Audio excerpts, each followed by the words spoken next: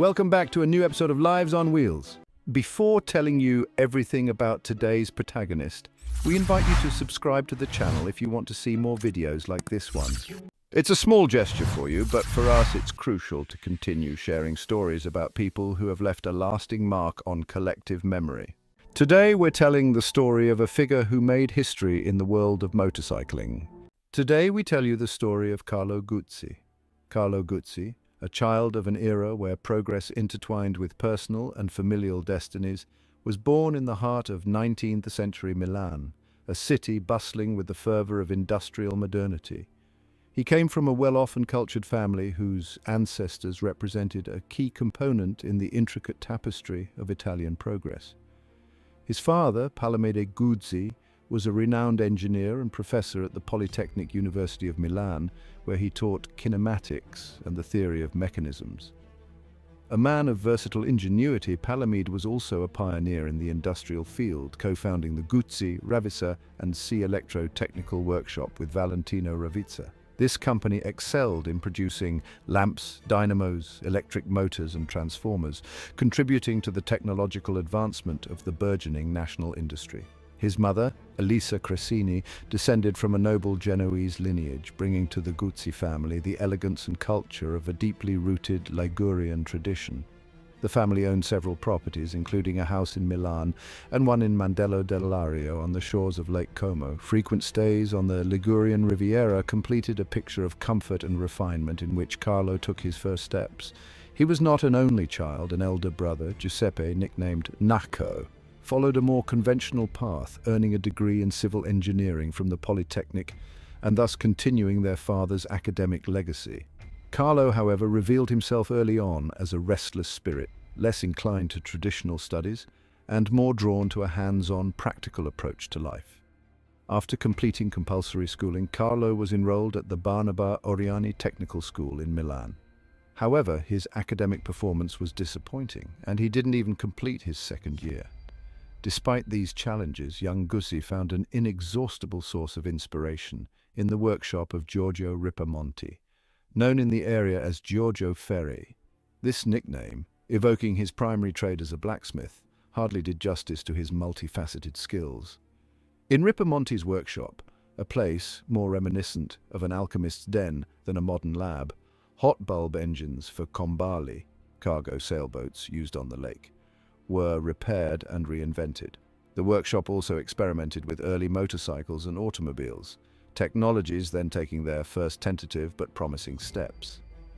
It's easy to imagine that in this workshop, surrounded by the smell of oil and heated metal, Carlo began dreaming of building his own motorcycle inspired by some of the young mechanics of his generation.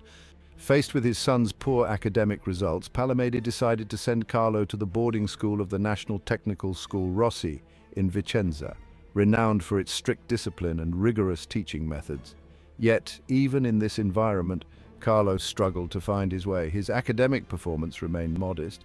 The sudden death of his father in 1906 brought an abrupt end to his schooling.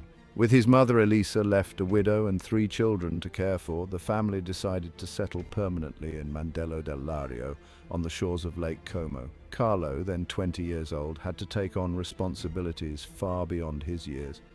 To support his family, he found work as a mechanic at the Singer factory in Monza, where he began to put his innate technical skills into practice.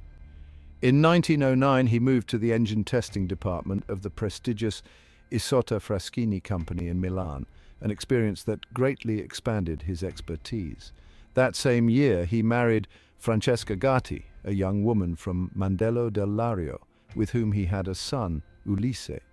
This period of his life, marked by sacrifices, was crucial in shaping the self-taught technician and innovator he would become.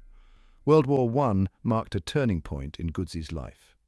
Drafted as an engine sergeant, he served with the Sant'Andrea Seaplane Squadron in Venice, where he further honed his technical abilities. It was in this environment that he met 2 pivotal figures in his destiny: Giorgio Parodi, the son of a wealthy Genoese shipowning family, and Giovanni Ravelli, a motorcycle racer and adventurer. United by their shared passion for mechanics and the patriotic fervor of the era, The three envisioned an ambitious project to develop an innovative motorcycle that would combine performance, reliability, and safety in a market beginning to glimpse the future of mobility. Tragically, Ravelli's premature death in a plane crash left Guzzi and Parodi to pursue the dream on their own. Carlo, armed with the experience he had gained working at leading companies like Singer and Isotta Fraschini, set his technical vision into motion. Giorgio Parodi acted as the bridge between dream and reality. Leveraging his influence, he persuaded his father, Emanuele Vittorio Parodi, a prominent shipowner, to finance the development of a prototype. The project also gained the support of Guido Rebecchi, secretary of the National Association of Cycle, Motorcycle, and Accessories Manufacturers, ANCMA, who recognized the potential of such a bold idea. With the necessary financial backing and technical expertise, Guzzi and Parodi embarked on an endeavor that would leave an indelible mark on the history of motorcycling. Carlo Guzzi, who had begun his journey as an apprentice mechanic in a smoky workshop, was about to become the protagonist of a revolutionary enterprise. His name, forever linked to an innovative industrial vision, would become synonymous with excellence, quality, and technological progress, embodying the spirit of an Italy striving to define its future. The first prototype, named GP, the initials of Guzzi and Parodi, bore the indelible mark of Carlo Guzzi's ingenuity and the decisive support of Giorgio Parodi. It represented the dawn of a legend that no grey skies could overshadow. In its simple yet technically daring design lay insights that would overturn established paradigms in the motorcycle world. Assembled in the workshop of the trusted Giorgio Ripamonti in Mandello, it was a testament to perseverance. The designs, now lost, are said to have been created at Ansaldo Fossati in Genoa, evoking a collaboration between mechanical artistry and industrial genius. The list of innovations on the GP was extensive, but one stood out above the rest: the four-valve distribution system. Though not an absolute novelty, French models like the 1909 Alcyon or Peugeot's twin-cam twin-cylinder of 1914 had similar features. The GP's system demonstrated unmatched efficiency and simplicity. Its single overhead camshaft, with a narrow valve angle and dome-shaped head to enhance ventilation, reflected aeronautical expertise refined during wartime. Echoes of wartime workshops were unmistakable. The Fiat A.10 and A.12 engines of Italian seaplanes, heroes of the conflict, also featured 4 valves per cylinder operated by a single camshaft. This detail, once suited to the skies, now roared on the ground. Equally revolutionary was the undersquare stroke-to-bore ratio, breaking with the long-stroke tradition that had dominated the era. This mechanical boldness was paired with another technical jewel: forced lubrication via a mechanical pump. At a time when most motorcycles relied on manual pumps, this solution was not just advanced, it was a declaration of the future. The horizontal cylinder, another innovation, lowered the center of gravity, providing the rider with a smoother, less vibrational ride that was robust yet refined.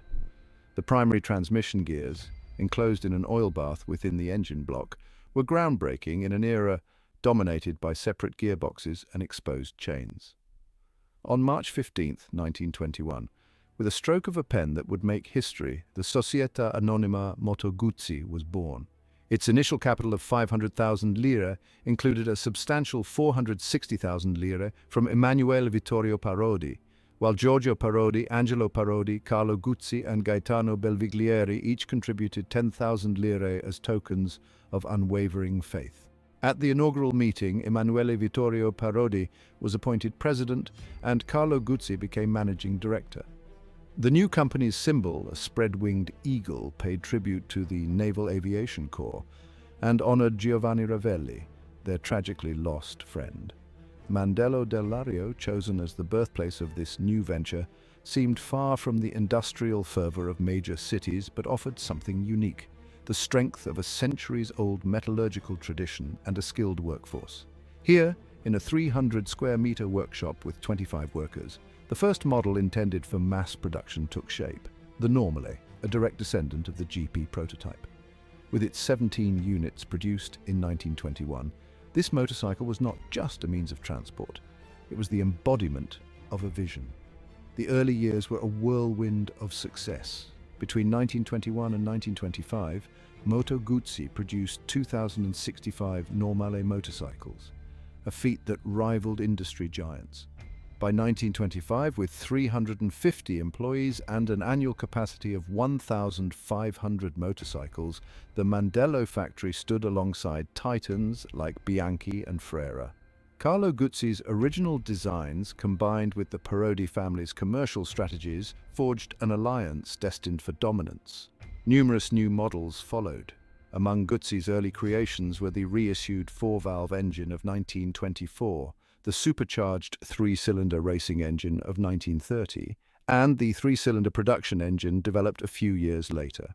However, these later projects revealed greater structural complexity than the earlier models, somewhat losing the simplicity that had characterized their efficiency. Carlo Guzzi, steadfast in his beliefs, harbored more skepticism toward conventional practices than toward innovation and experimentation. His approach could be summed up in the motto "Provando e riprovando," trying and trying again, the emblem of the Accademia del Cimento, which perfectly suited his spirit. To conduct extensive experimental investigations, he developed a special engine known as Esaera, designed to allow the variation of numerous parameters to extreme values. This approach reflected the founder's vision, combining engineering creativity with solid technical foundations to keep the brand at the forefront of the motorcycle industry. Guzzi, with his pronounced humanity and humor reminiscent of British detachment, led with both firmness and lightness. His brilliant insights shone brightly, and alongside him worked his brother Giuseppe, a less celebrated but equally crucial figure.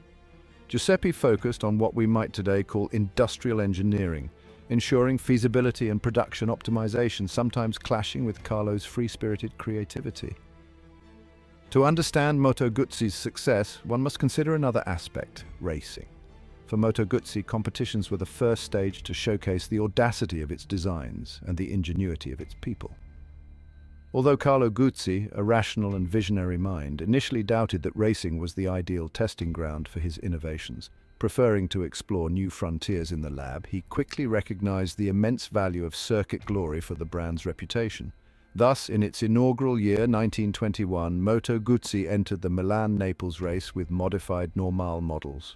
Antonio Cavadini finished 20th, closely followed by Aldo Finzi, famed for his heroic Vienna flight alongside Gabriele D'Annunzio.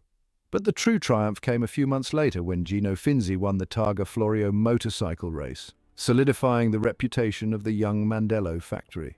In 1924, Guido Mentasti won the European Grand Prix in Monza, elevating Moto Guzzi to the ranks of great manufacturers.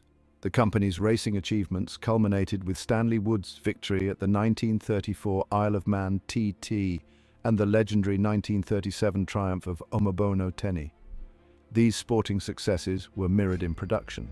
In 1923, Moto Guzzi unveiled the Sport, a motorcycle that embodied Italian ingenuity with its robust simplicity, striking a magical balance between performance and reliability. The Sport, with its 500cc engine, was hailed as a mechanical gem. Sold at 4,020 lira, it represented value far beyond monetary exchange. Between 1923 and 1928, an impressive 8,750 units were sold. This model firmly established Moto Guzzi among the leading names in the domestic market during a period of unprecedented expansion in the Italian motorcycle industry. From 1919 to 1939, annual motorcycle sales in Italy surged from an average of 3,800 units between 1919 to 1924 to over 10,000 by the early 1930s. Moto Guzzi's growth was further bolstered by a sharp decline in imported motorcycles. Foreign bikes, which accounted for almost all registrations, 98.4%, between 1920 and 1924 plummeted to just 1.4% in the 1930s, paving the way for domestic industry. Moto Guzzi emerged as the undisputed leader of the sector, supported by solid profitability.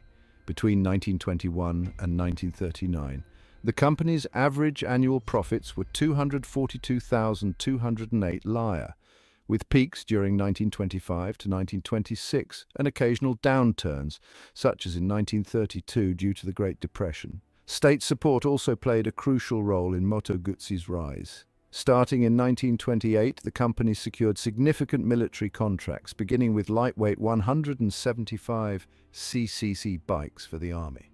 During the Ethiopian War and later World War II, Moto Guzzi produced models like the Alce and Trials, solidifying its position as the state's primary supplier.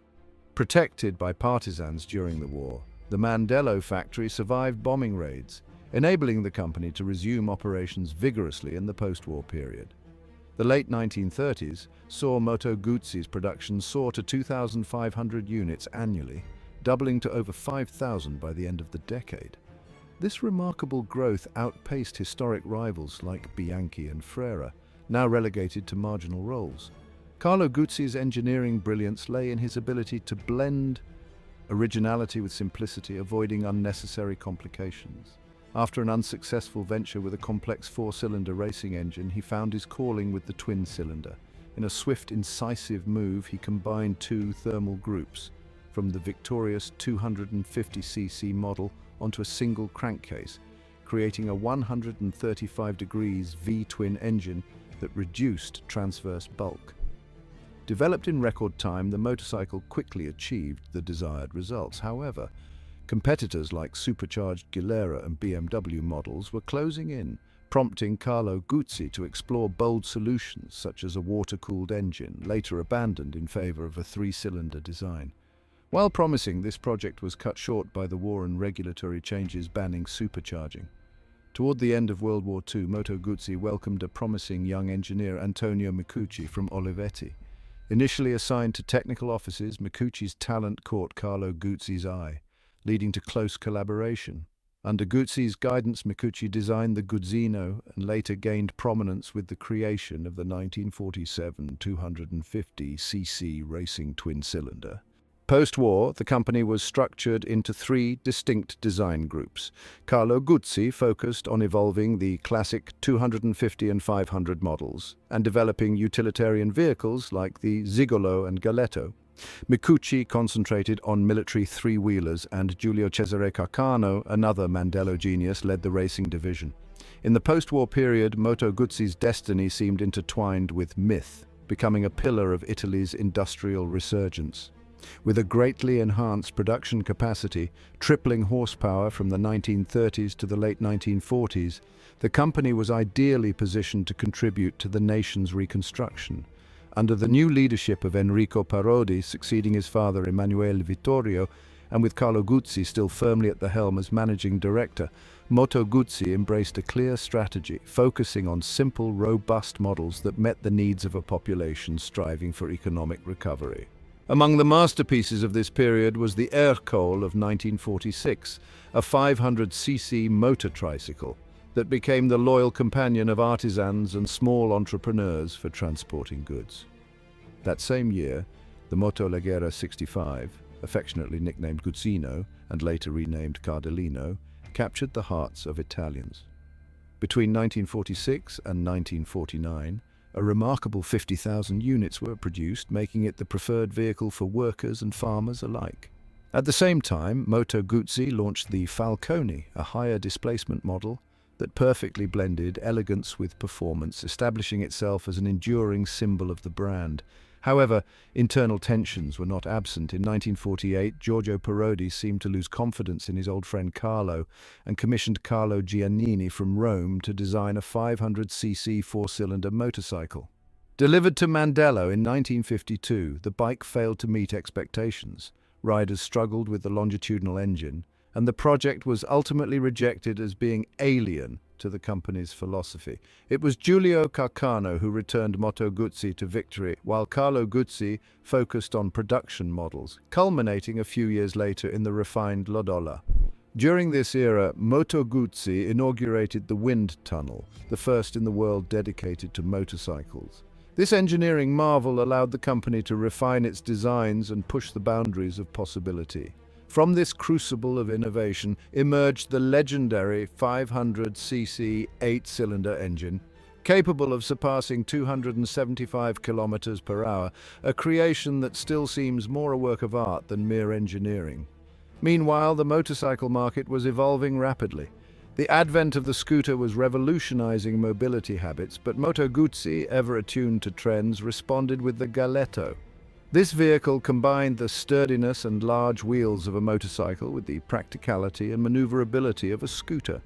This ability to innovate while staying true to its roots was one of the keys to Moto Guzzi's success. On the sporting front, the post-war period did not mark a retreat from racing.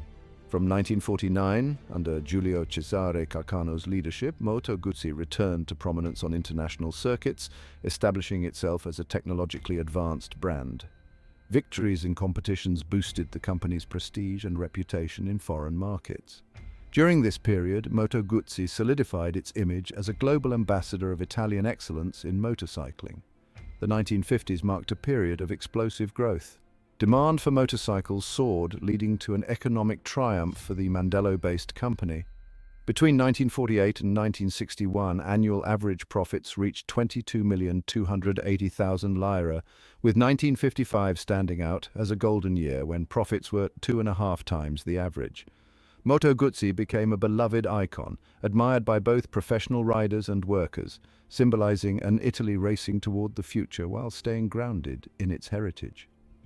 Carlo Guzzi, the architect of this miracle, remained a humble man, avoiding the spotlight and letting his creations speak for themselves. The year 1957 was pivotal, marking the signing of the famous Non-Participation Pact, which ended Moto Guzzi's involvement in racing. By that time, the company had amassed 3,329 victories in official races, 14 world titles, and 11 wins at the Tourist Trophy. This farewell left a void in the hearts of enthusiasts but allowed the company to concentrate its resources on production models. Giulio Carcano took on greater responsibility for design, while Carlo Guzzi remained a central figure, overseeing the development of new models with his trademark enthusiasm. Among these was the V7 engine, a source of great pride for him. In 1961, Carlo Guzzi signed off on his final model, the Lodola, a masterpiece that encapsulated his engineering vision, reliability, practicality, and innovation. Carlo Guzzi continued to influence design decisions until his death on November 3, 1964, in Mandello del Lario, following a period of treatment in Davos. His passing marked the end of an era for Moto Guzzi. In 1966, after years of financial struggles, Moto Guzzi was placed into liquidation and acquired by the Istituto Mobiliare Italiano, ending the direct management by the Guzzi family. However, the brand's legend endured, with Moto Guzzi continuing to symbolize motorcycling excellence. Carlo Guzzi, a man of extraordinary vision and talent, devoted his life to the motorcycle industry, transforming Moto Guzzi into a symbol of excellence. When he passed away in Lecco on November 3, 1964, he left behind not only a legacy of projects and innovations, but also the enduring image of a motorcycle manufacturer that had captured the Italian dream. Here, our journey pauses, but the road of legends continues and the wheels keep turning. Every person tells a story and reveals an era. Until the next chapter, always on two wheels with another piece of history to share.